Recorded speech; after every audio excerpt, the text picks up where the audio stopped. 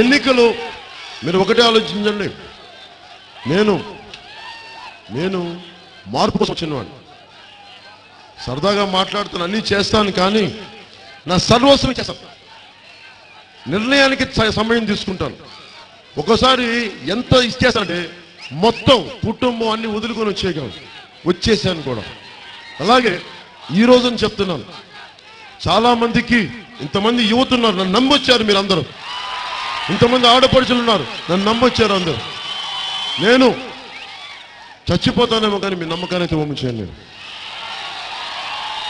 అలాగే ఇందాక నిడదవల్లో మాట్లాడుతూ నేను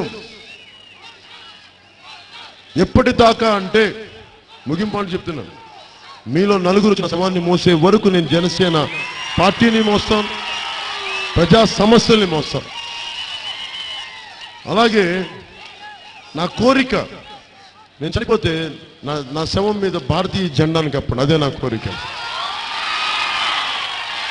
నాకు నా సమాజం మీద, నా జెండా మీద అంత ఇష్టం.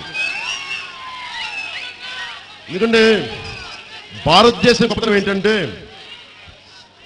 భారతదేశం గొప్పతనాన్ని శేషేంద్ర గారు ఎలా చెప్తారంటే, సముద్రం ఒకటి కాళ్ళ దగ్గర కూర్చొని మరగదు, తుఫాను గొంతు చిత్త మరణం మెరగదు, పర్వతం ఎవ్వడికి వంగి సలాం చేయదు.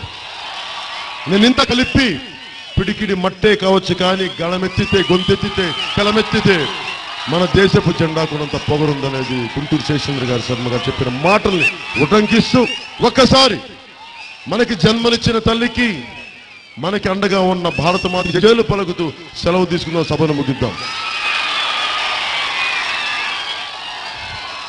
అలాగే సిపిఐ నాయకులకి, సిపిఎం నాయకులకి, బిఎస్పీ నాయకులకి పేరున ధన్యవాదాలు తెలుపుకుంటూ, మీ మద్దతుకి నేను కృతజ్ఞతతో నమస్కరిస్తూ ఒక్కసారి భారత మాతకి జేజేలు పలుకుతూ సభను ముగిద్దాం. భారత్ మాతాకి. పెళ్ళికి ముందు we were in a relationship and he's been my best friend for so long. కానీ పెళ్ళి తర్వాత the person I am now and the kind of I feel this is the happiest that I have ever been in my life. So ఒక పెళ్ళి తర్వాత ఒక కథ and the kind of what love is really.